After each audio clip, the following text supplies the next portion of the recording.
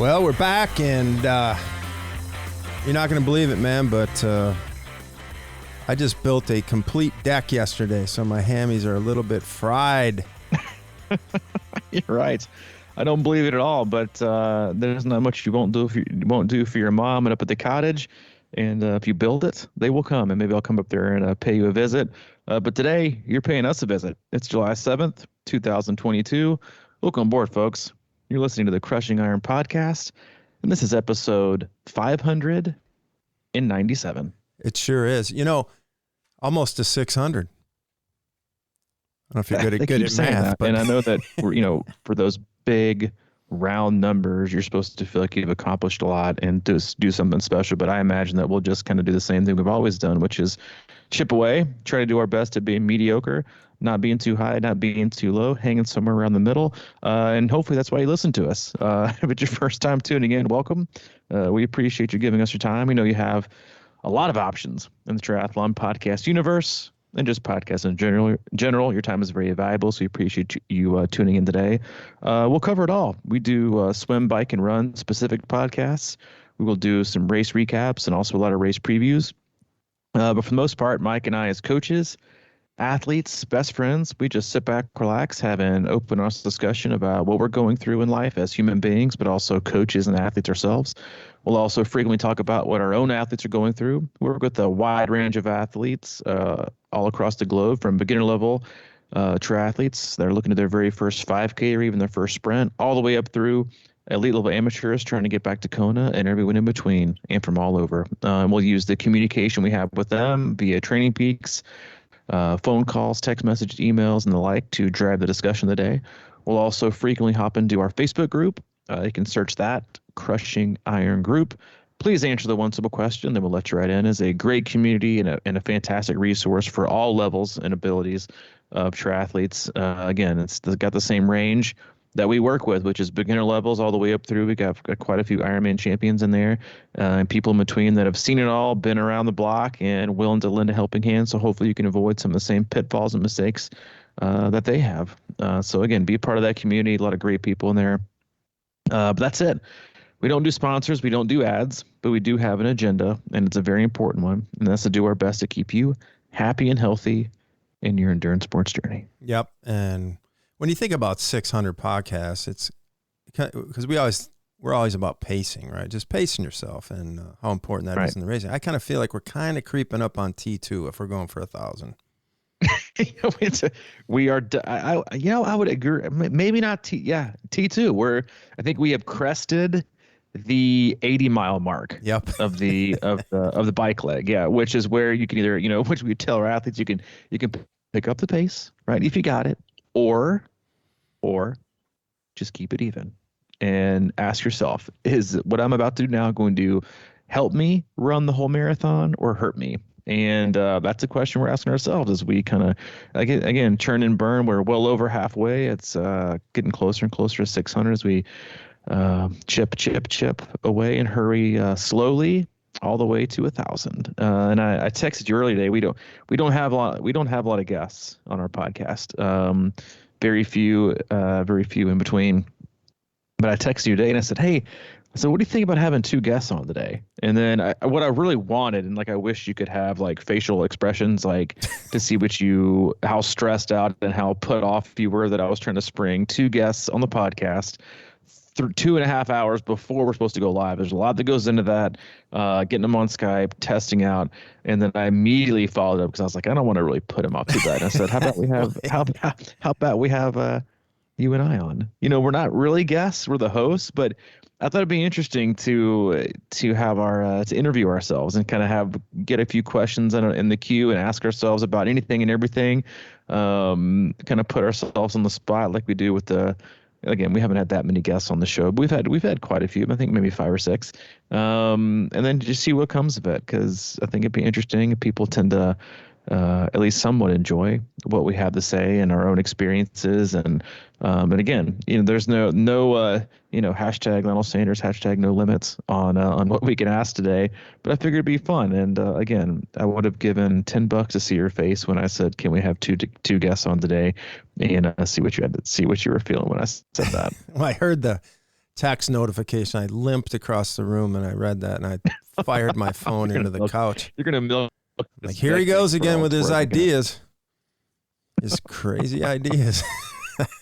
I'm thinking, we're pulling this off, but the being apart with the technology and the upgrades and all these kind of things is a little challenging. I need a little practice for 2 guests, man. So I'm glad you came back with that idea. I was like, all right, I got you covered, man. I know what you're willing to do and what you're not willing to do, and I know that's not something that you'd be willing to do. Well, I would have figured it out, you know me. But I think maybe we should FaceTime more and just get more reactions from each other. That would have been nice. I should just I got my, I think, monthly reminder from what's it called? Oh, from Marco Polo, or I guess Marco. That's like a video or where you send videos. Yeah. I got my monthly reminder that I have an unopened video from Stuart Rogers from 527 days ago. And listen, that's the kind of assertiveness that you gotta have to be a profitable company. You got to be assertive. You got to be relentless, and that is relentless. But I'm still not getting that app. I think I had it for like 24 hours. I was like, I can't understand how people do this. But some people do it. Some people love it. That's just not for me. But what is for me is putting you in the hot seat and grilling you on. So hope you're ready. I'll start us off. Question number 1 for Mike Tirali. When you retire from not just podcasting or triathlon, up until now, what is the one moment, just one, that you will never forget? Oh, I thought you were going to ask me what I'm going to do next. No, I'm going deep, baby. The one moment that I'll never forget. Boy, come on, man. That's a tough one. So let's see. You did. You put me on the spot. I'm the Barbara Walters of triathlon. I honestly, I'm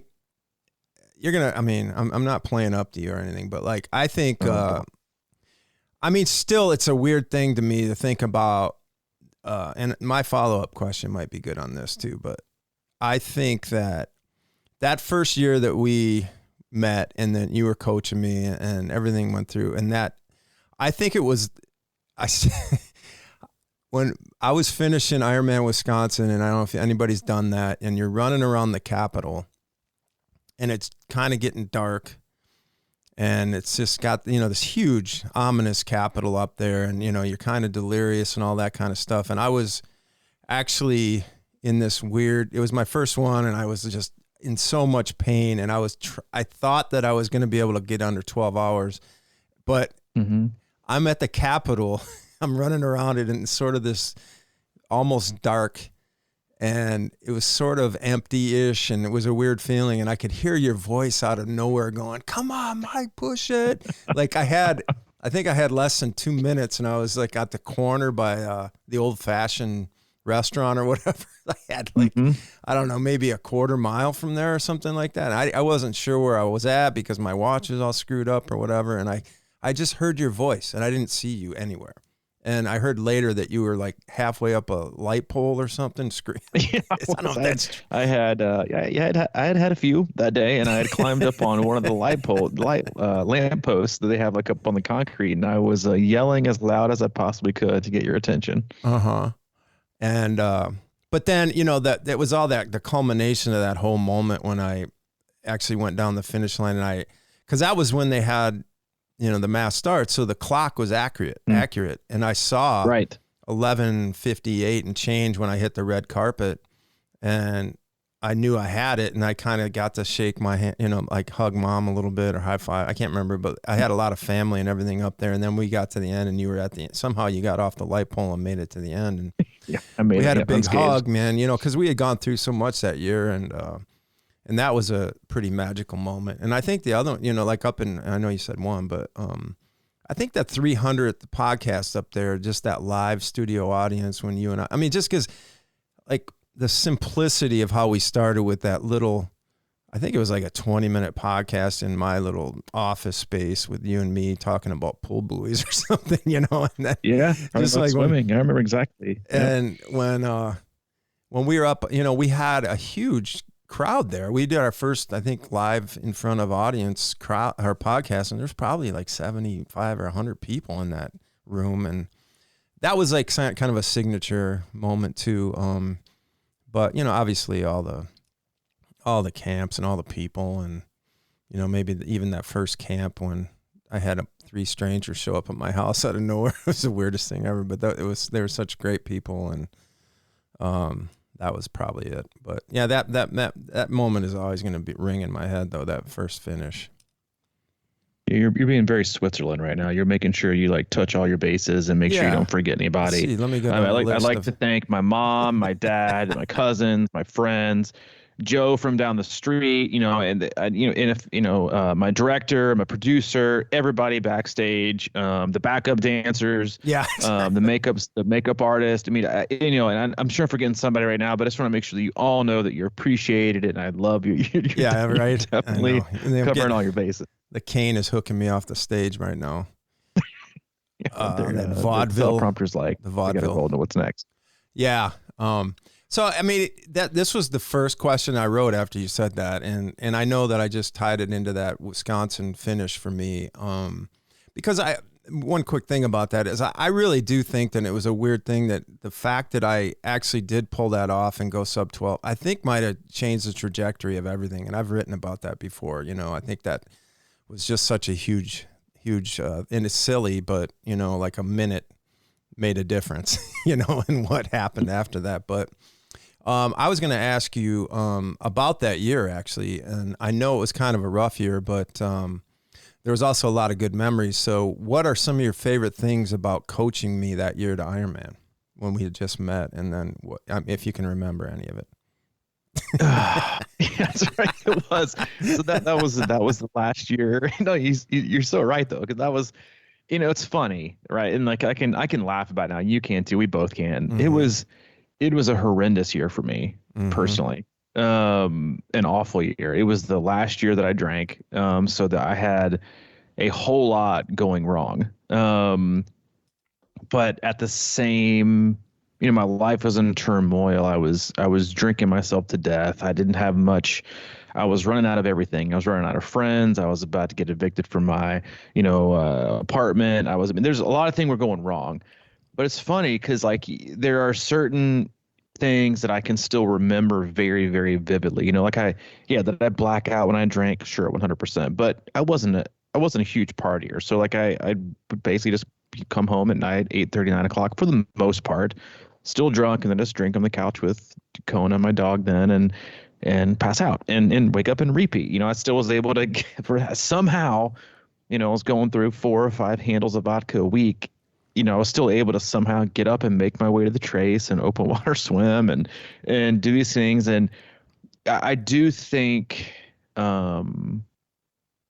it kept me coaching you guys and the small group that I still had available to me was kind of keeping me afloat, right? Till I don't want to say till the end, but it was for that version of my life and that version of who I was. It kind of, I honestly do believe this, that, and Allie and I have talked about this before, is like, it kept me, because when I ended up getting sober, I had a huge family intervention. All these things had to come into place. And I've talked to so many people in the last few years that have had interventions and struggled with, spouses or family members or whatever, that, when do we do this? And like, it was a perfect storm for me. And I have my entire family to thank in terms of the timing.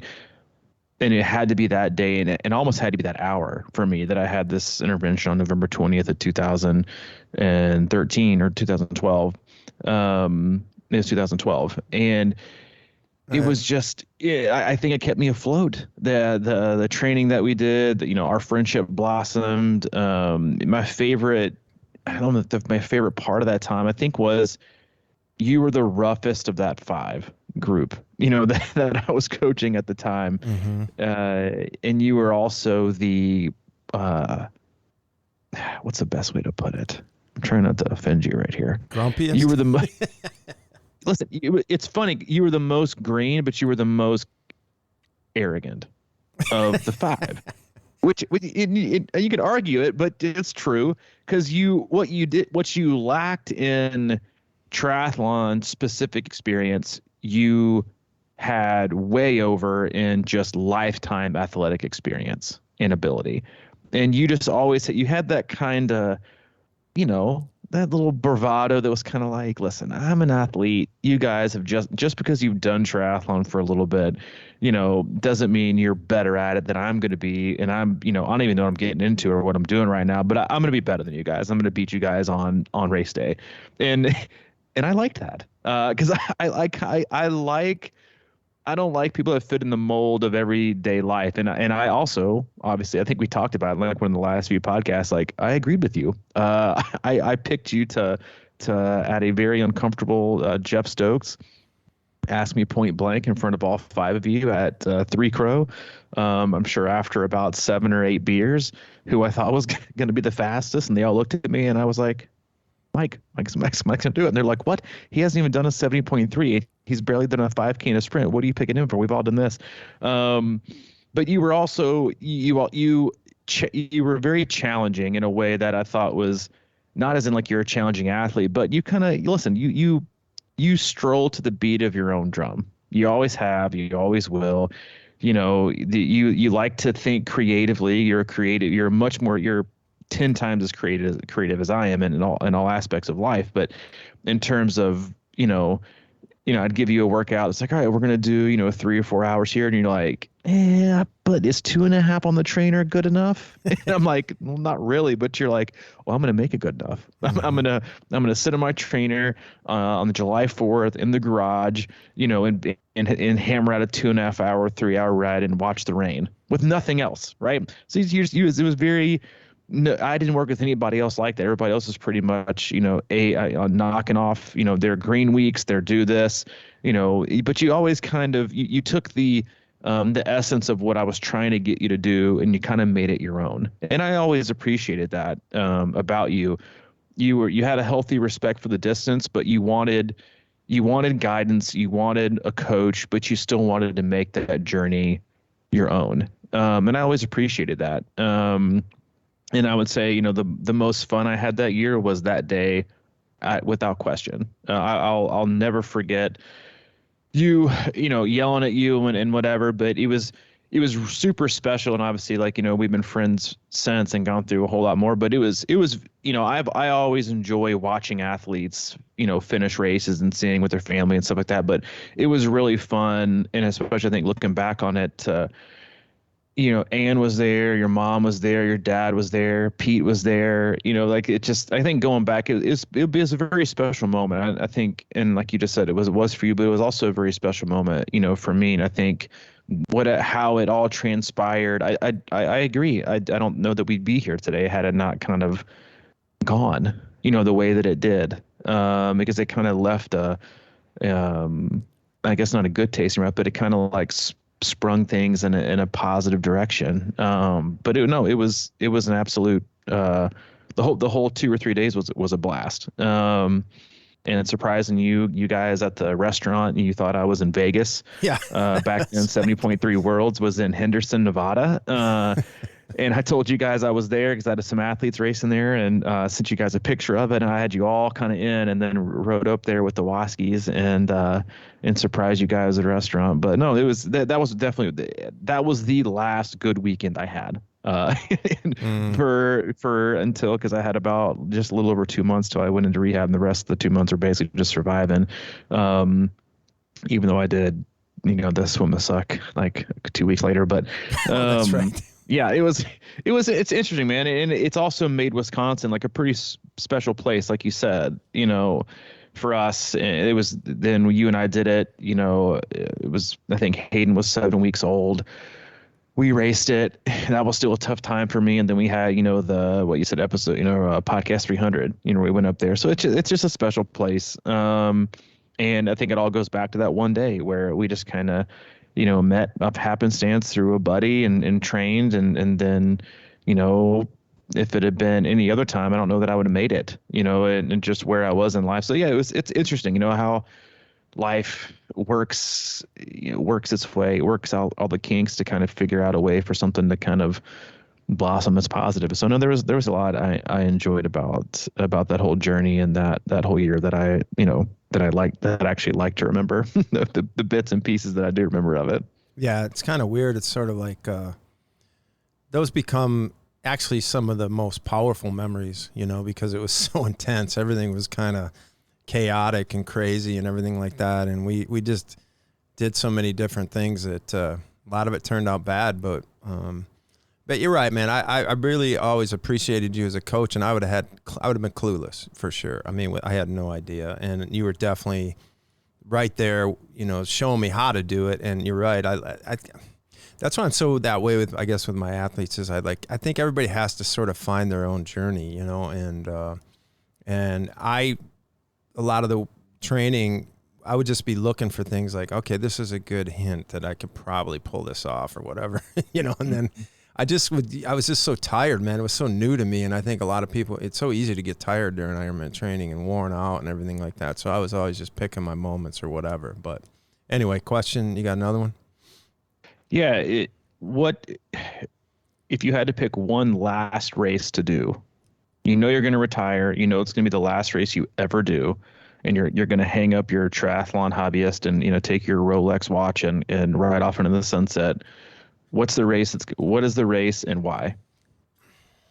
I mean, I think I know the answer, it's but so I'm still boring. But it's going to be Wisconsin. I mean, you knew that. But yeah, I did. I didn't know that the first question was going to be all about Wisconsin for both of us. But yeah, no, I wanted to see what your answer was. And the reason is a lot of it is the same reason I'm moving back here, because I moved away for a long time, and I tried a lot of different things. I mean, it's all part of the journey. I think is that you go off and you try different things and experience different things, and you sort of sort it out. And then in the end, it came back to me that this is, just where I want to be, and it has a lot to do with family and obviously friends and just familiarity. I connect easier with a lot of people, and just those sorts of things. So in the context of that, I'm just not and I don't know if you really are either. I mean, like a lot of people are like, oh, I want to travel over to, wherever. And it's kind of out of my system a little bit. So I say that now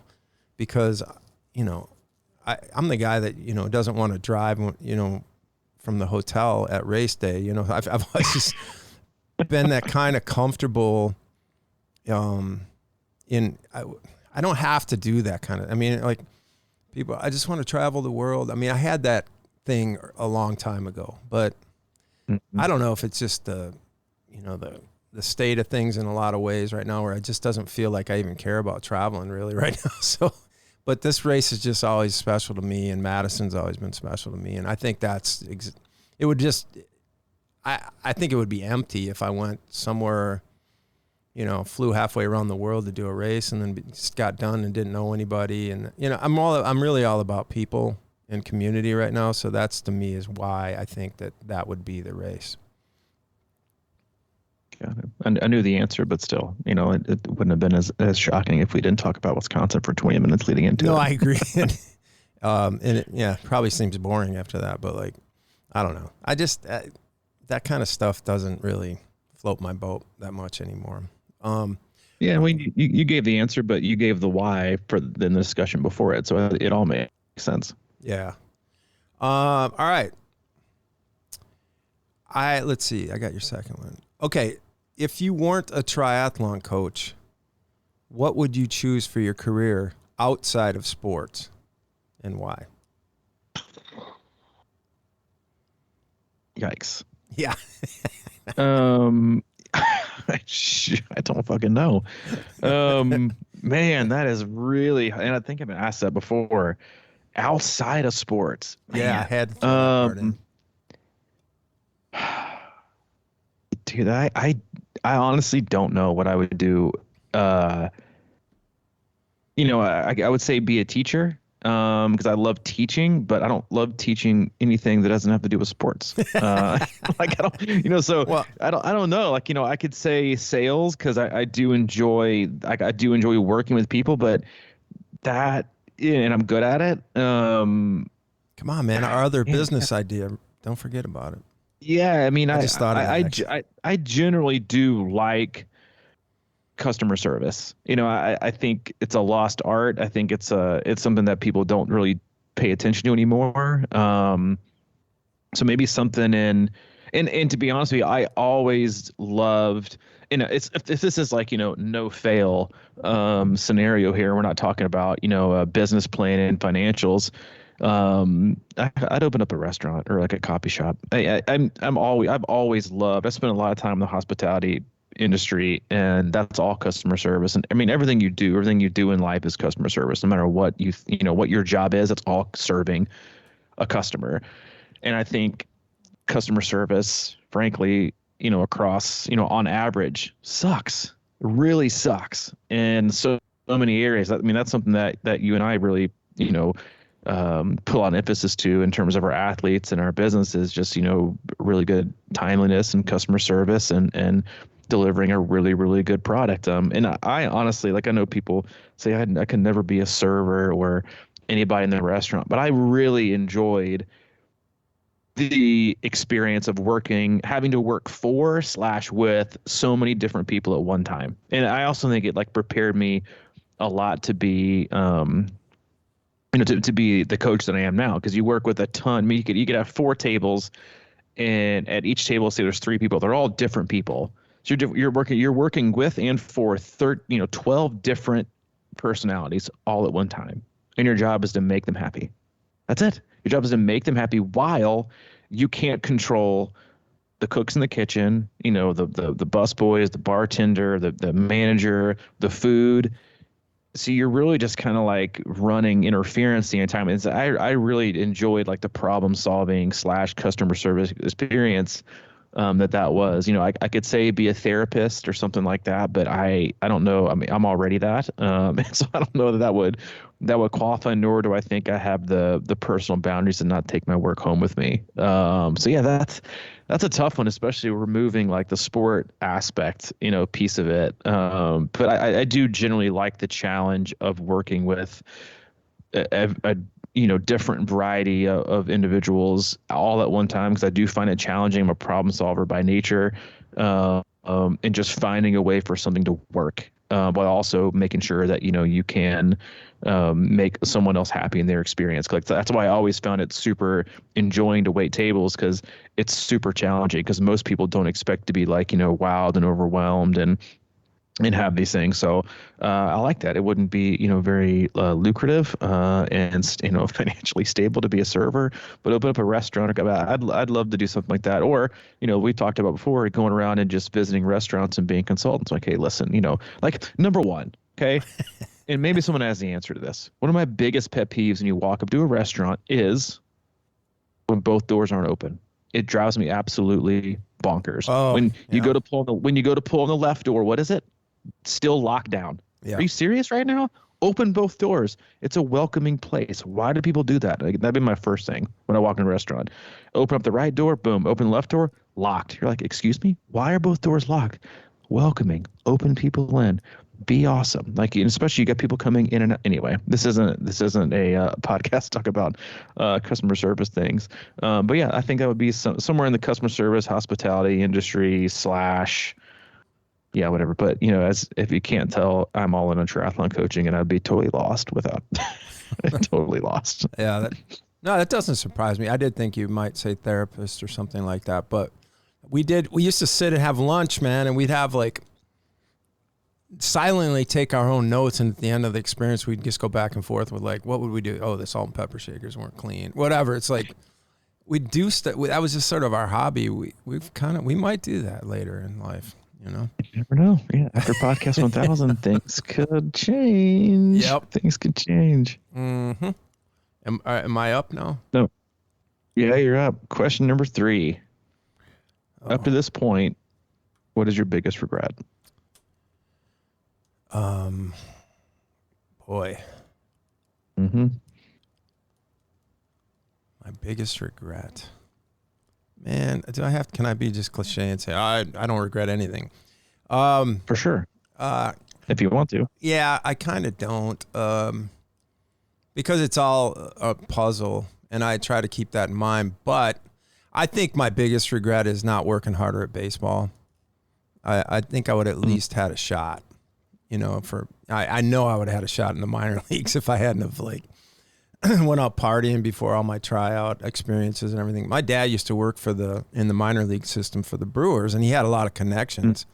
And all I would have had to do is really put my nose to the grind. I've talked about how after I graduated college, and I did put my nose to the grind in the softball arena. We had a traveling team, and we played a lot of high-end softball. And I always have to preface it with that, yeah, I know that sounds stupid, but we did play at a high level. And I really worked at it after that. I used to do stuff that, you know, made me a better player, but I didn't work that hard in baseball. I was just always kind of good enough in Division III, and I liked the, you know, social scene of being on the team and stuff like that, but I didn't really work at it. But I think that's probably it, just because I wish I would have had a shot at it. I mean, I wish I would have given it a legit effort, you know, and I still have, you know, sort of these fantasies about, you know, just putting my mind to it and being the oldest guy ever to play in the minor leagues.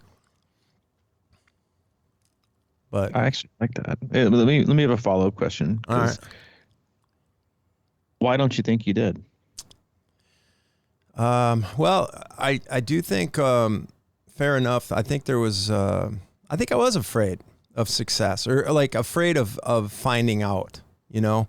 And I think I talked about it before, about how I always used to have like a place in mind where I would move if, you know, cause I didn't like where I was at, but I never wanted to move there, because if I moved there, then it was always on me. So if I would have, I think there was I think part of it was that, the nature of my path was kind of, you know, a half-ass. I mean, I didn't really, you know, grow up in a baseball high school or a real good baseball system. And I just never had the habits, to be honest. And no one around me really had them either. And I think it was very difficult to break free. You know, it's sort of like, you know, training with the crew that always wants to just go, you know, they'd rather skip workouts or whatever like that. And it was just so easy to do. And I was always, you know, good enough to get by. And I just didn't know what it took either, you know. I think that was a big part of it. And I think, you know, through high school and coaching, like all of my coaches in high school were all retiring, you know, so they didn't have anything vested. And I just think a lot of times that comes down to connection and being lucky enough to find the right coach and the right group of friends that really works at it. You know, we worked at it hard, just screwing around, but we always loved sports, but we just didn't know what it took, I think. It's so funny, because I think so much of life is like that too. Like we talked about in question number 1, about just circumstance and luck, you know, right? Like, you know, it just happened to coach you for that, you know, for that race. And then that happened and I was there. And then now, you know, 9 years later, here we are, you know, and then you look at people like, you know, I always think this, like, you know, certain players get drafted in the pros and you're like, what if Brady got drafted by the Browns? Right. Would he be Brady? Probably not. That's right. Because he went to Belichick and the Patriots and all just happened to work out. Like I agree that, you know, there's a lot of things have to happen in life, you know, for things to click, you know, because it's the same goes for, you know, at least see a lot of, you know, athletes get, you know, totally under appreciated in college and then blossom in the pros, you know, or vice versa. You know, they don't know how to be used and utilized. And so, yeah, it's having a good coach or good friends, the right parents, the right kind of network, you know, and community can take you places you never thought possible, or can make it even more difficult to get to where you really wanted to go and just, you know, instead of creating, you know, more doors that open for opportunity, and you end up just closing a lot and you only kind of got one shot to make it. But yeah, it's interesting how life plays out like that in sports and just in other things, you know, businesses and profession and relationships, just based on proximity and where you are and who you meet and the connections you have and, you know, the boss you don't have or have. I mean, that's just, it's all so much, you know, luck or misfortune, that you kind of end up where you end up, or, you know, you do something or you don't do something. And And again, it's prevalent in all things, sports, business, life, and everything in between. Mm-hmm. Yeah, that's like, what's that saying? 90% of life is showing up. And Mm-hmm. it really is. It's just, that year that I worked with you, I didn't want to go to hardly any of those workouts that we had as a group, but I got there, and you got through it. And then I think that's what ultimately, shaped my triathlon journey, was just getting there. So in a way it was just all luck that we met and we had that group. And, I might have, if I'd have tried triathlon on my own, it would be done by now, so it's kind of a luck of the draw in a way. All right. So on to you. As Hayden has already determined, you're a triathlete coach. And not an athlete? Not an athlete. But in a different world, describe for me your ultimate triathlon living situation. Like, what would you have if you could, like, create your own, like, compound for training and everything like that? I mean, we kind of maybe have just had it at the hub, but probably not. That's a good one.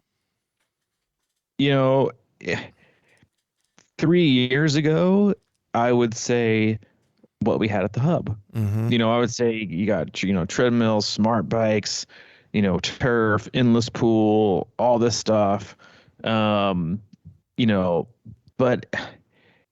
I honestly think that it would be more like, it wouldn't have anything to do with being inside. Like, it would be, I would live at a house where, there's a greenway out the back door, Mm-hmm. right? A greenway that connects you to, wide open roads with no traffic, perfect asphalt.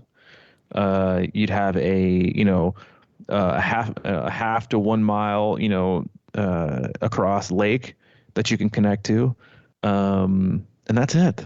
I mean, it really is that simple. Like, I like to go to the pool. It makes me feel like a swimmer. It makes me feel engaged. Except for when I walked on deck at the place here that we signed up for, this 50 meters outdoor pool. I thought I was going to die on the way across. I like going to the pool, and again, like as a former swimmer, like, I think those pools great for a time, and from a time standpoint. But as a former swimmer who has so many, a lot of bad memories, but also a lot of good memories from feeling like an athlete and feeling like a swimmer. Yeah, I mean, having like a lane or two, in your place would be sweet. And you could say, more time and stuff like that, but more time isn't always the answer either, because, like, then you tend not to make it, because you think it's always there. It's kind of like, treadmills at home. Like, most people don't use them. They usually, end up hang clothes on them. It's all about intention and motivation. I'd love to have a group to work out with, like maybe once a week, but that's spread. I like just do my own thing. But yeah, to have that all within walking distance, riding distance, just out the back door, like, being able to ride on roads like the Trace, right? Or like the Lab, where it's kind of like your own training ground. Yeah, there might be cars on the Trace, but there's pretty much not. It's the perfect.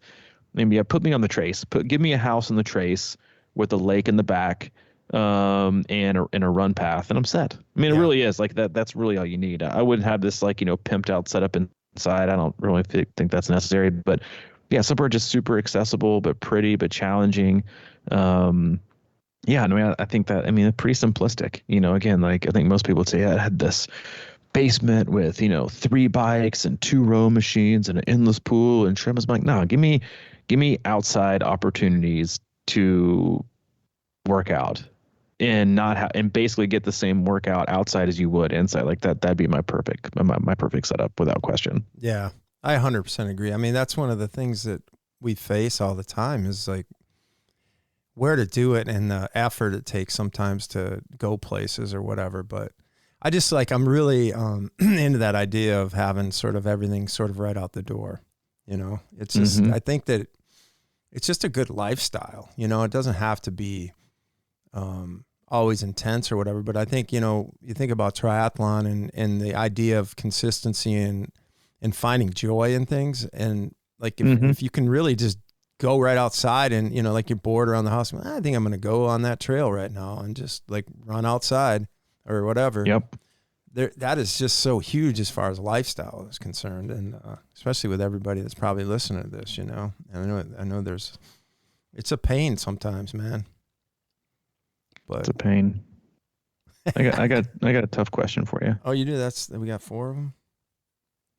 Well, I mean, I got a little more time. Yeah. If your next Ironman, if you qualified for Kona, would you go? I've said before I wouldn't. I know you have. Because I'm just at a point now where I'm trying to get the motivation up to do an Ironman in the way that would be able to get me to Kona. So I don't know what that takes, but it's still a mystery. So if I got there, and then I just can't go to Kona and, you know, lay an egg, right? So then I'm committing to 2 years, right? So that's a tough one for me right now. Because I would want to go out there. I mean, I know I wouldn't go out there and get, you know, top tier kind of performance probably, but with all the competition. But that's like, see, that's kind of going back to differently. Well, no, okay. Go ahead.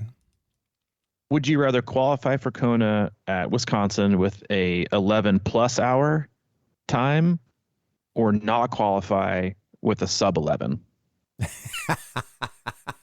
That's not even a fair question, dude. Wait, is it a legit qualifier, or are I getting roll downs? Nah, legit.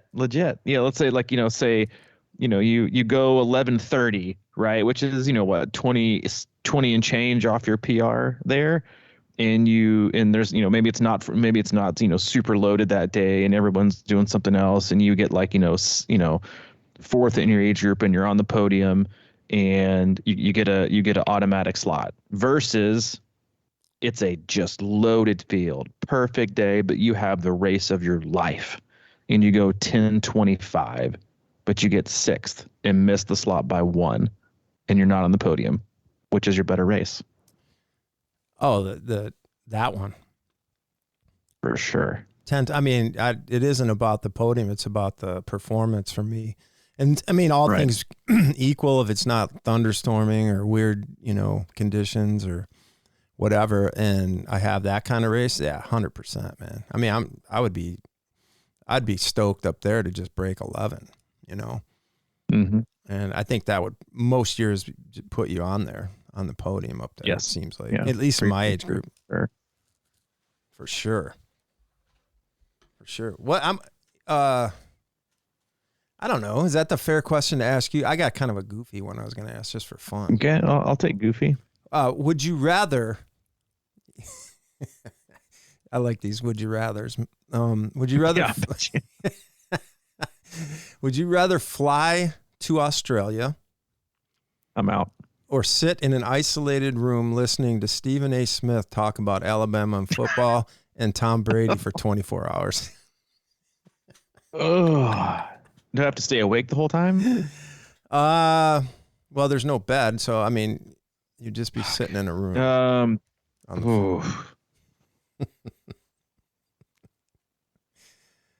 I'm out.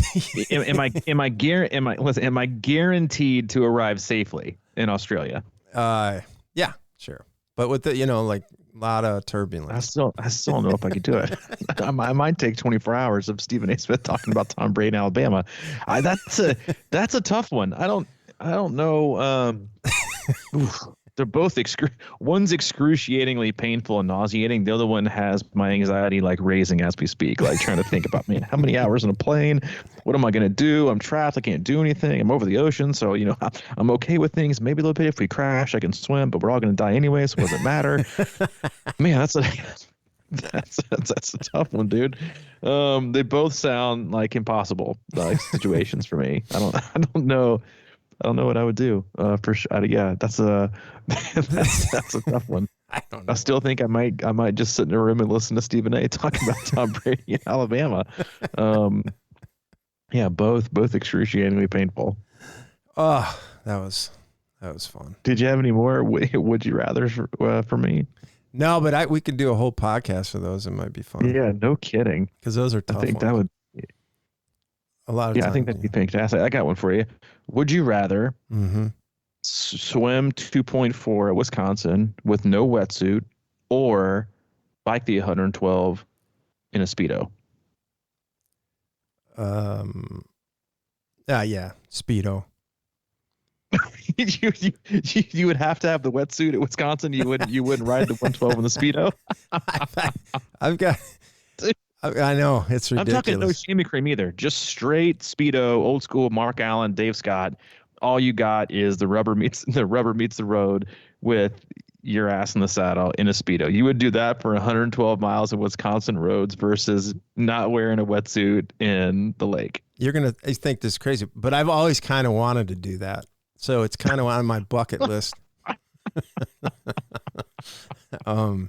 Yeah, I just struggle in that swim. I've been to a lot of your races. Just make sure you make note if there is a race you're going to do, and it's that one. Make sure I'm a no-show. Make sure schedule me for that day to do my 24 hours listening to Stephen A. and Tom Brady. I will. I can't imagine it'll happen, but I always kind of admire those people that do that once in a while. I don't know. Yeah, I mean, I do too. I admire a lot of people. It doesn't mean I want any part of that life. Yeah, I know. Is that topless though? That life. Can you topless? Well, you're not allowed to go topless anymore. Right. But yeah, I mean, I could see you rocking in a Speedo, Wisconsin. I said you can do that at some sprints and Olympics. Evidently, there was one back when we were doing Fab Five stuff back in the day. We talked about originally. I did a sprint with and Jim went topless on the bike. It's the funniest shit ever. That's right. He at Murfreesboro. I think it was a Murfreesboro sprint. Yeah, it was so funny. It was raining and he had long hair and it was just the most ridiculous sight. But that was so funny. Oh so yeah, that would probably be me. Last one, and we'll wrap it up, and maybe we'll do a Would You Rather sponsored by the closed Facebook group. If they want to make a post about Would You Rather, we'll do that. We'll do that for the cast. Mm-hmm. Are you racing anytime in the next year? Yes. Yes. Firm yes. Hey, wait, what is today? Oh, yeah. Within a calendar year, or just the end of this year? Is that? I mean, no. I mean, by the end of this year, are you racing in Wisconsin or not? Oh, that hasn't been decided. I mean, honest to God, you said it was being decided at camp. Yeah, I was going to make a decision after camp, but I didn't say when after camp. So, I'll be honest with you. 2 days ago, I had like 3 really good days in a row, and I'm like, all right, I'm starting to feel this. And then I went up and built that deck, and I am absolutely back to square one because how I feel today. I would just leave you with this: it's not off the table. Oh, it's not off the table. Okay, it's a May, so it's a solid maybe. Yeah, this is a key month, July. Yeah, it is. It's a very key month because you only got one more month in between. I know, and it's moving quickly, but I just we did the camp, and I did anything crazy, but I didn't feel all that bad. But I was like, I got a lot of work, and. This would be, a prove it to me base month. Okay. So we'll see. Fair enough. I don't know how close I can get on the mountain bike doing 3-mile loops. Hey, listen, man. Stranger things have been done to accomplish more. So yeah, no, you never know. No, I told my athletes, I was like, I know I could pull it off, but I don't, you get in that thing where you just don't want to keep doing the same race, Yeah, and you don't want to be, I don't want to be at loop 2 going, what in the hell? Expecting a different result. Yeah.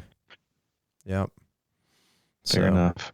Well, we hope you all enjoyed the laid back edition of today's podcast after, somewhat heavy cast earlier this week about imposter syndrome. Hope if you haven't listened to that, tune in. We got a lot of great feedback from that. So that was kind of heavy, a lot of introspection and deep thinking and deep emotions tied to that one. So we figured we'd lighten things up a little bit today. We'll be back with you next week. Have a wonderful weekend. Race hard, have some fun, and execute your best race. As always, if you need anything, go to our website, C26Triathlon.com. It's our one-stop shop for all things coaching, camps, and community. And if you need anything from Mike, he's always available, crushingiron@gmail.com. If you need anything from me specifically, you can get a hold of me, C26Coach@gmail.com. All right, man. I enjoyed that. Yeah, I did too. That was fun.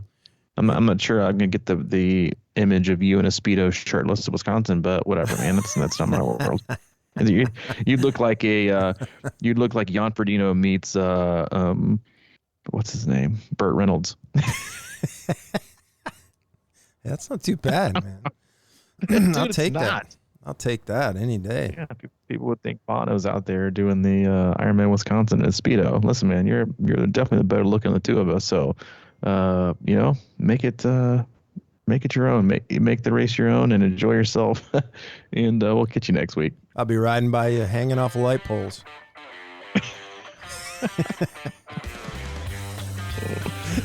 Good days. All right, man. I'll talk to you later. All right. See you, man. Bye.